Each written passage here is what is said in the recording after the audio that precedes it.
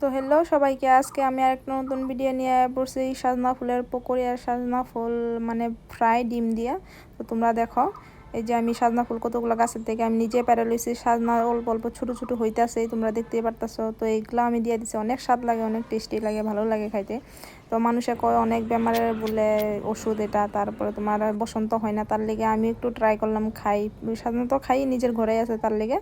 তারপরে আমি সাজনা ফুলগুলারে আমি লবণের পানির মধ্যে অল্প টাইম রাখা দিয়েছিলাম 5 মিনিট, তারপরে কষলায় উঠাই নিছি। তারপরে এখানে আমি পকোড়ি তারপরে এইগুলারে আমি পকোড়ি লেগে রেডি করতেছি। মরিচ কতগুলা দিয়ে দিছি, মরিচ দেওয়ার পরে আমি সুন্দর করে একদম এইগুলার মাইখা নিমু। তোমরা জল কিন্তু একটু দিবা না, জল দিলে কিন্তু তোমরা হইব না। তারপরে তোমরা জল না দিয়া তোমরা পেঁয়াজের থেকে জল বাড়াইব আর ফুলের থেকে জল বাড়াইব, যোনগুলা সেগুলাই হয়ে যাবে। আমি কিন্তু চালের গুঁড়ি দিয়ে বানাইছি, তোমরা চালের গুঁড়ি দিয়ে যদি দিতে চাও তাহলে দিবা। তো আমি লবণ দিয়ে দিছি একদম, তোমরা যতটুকু লবণ লাগে তোমরা যত খাও এত। তারপরে হলদি একটু দিয়ে দিমো, তারপরে তোমার ধনিয়ার গুঁড়া আর জিরার গুঁড়া, তারপরে তোমার রেড চিলি পাউডার একটু, মানে লাল মরিচের গুঁড়া। তো এইগুলাই দিমো আমি। তারপর লাস্টে একটু ম্যাগি মশলা দিমো। কিন্তু মানুষে কয় যে তিতা তিতা লাগে, আমি খাইছি কই তিতা তিতা, একটু তিতা লাগে নাই। আমি ফার্স্ট টাইম ট্রাই করছি কিন্তু। তো ঘরে মারা বানাইতো, খাইতাম পকোড়ি, ভালোই লাগতো। কিন্তু আমি ভাবছি কি আমারটা বোধহয় তিতা লাগবো, মা কইছে তিতা লাগতে পারে তোরটা। তারপরে আমি বানাইছি না, কারণ আমি লবণ পানির মধ্যে দিয়ে নিয়েছিলাম যে, তার লেগে তিতাটা লাগছে না। তো তোমরা খালি একটু লবণ পানির মধ্যে ভিজাতে, তারপরে একটু কষলাই নিও, তাহলে কিন্তু তিতা লাগবে না। এগুলারে আমি সুন্দর করে মাইখা নিতেছি এই যে এরকম। তারপরে এরকম একদম চেপা চেপা মাখার পরে এই যে এখন একদম হাতের মধ্যে লেগে লেগে আটা আটা হয়ে আইছে।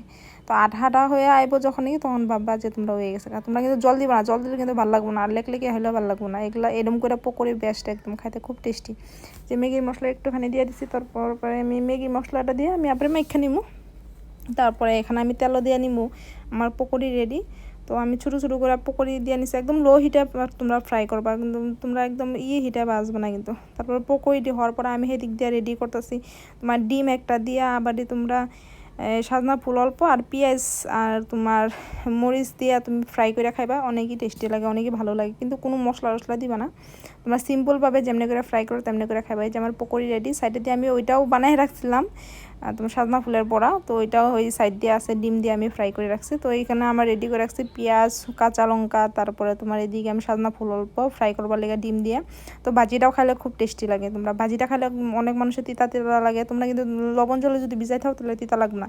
তারপর সুন্দর করে আমি এনে পেঁয়াজ আর মরিচগুলো দিয়ে নিয়েছি ফ্রাই করে, তারপরে যে সাজনা ফুলগুলো দিয়ে নিয়েছি। সাজনা মাছ একদম ছোটো ছোটো খাইতে খাইতে খুবই ভালো লাগছে। আমি এখানে আমি একটু লবণ দিয়ে দিছি আর হলদি দেবো, বেলে কিন্তু কিছুই দিব না, খালি লবণ আর হলদি দিয়ে আর অল্প ম্যাগির মশলা দিব।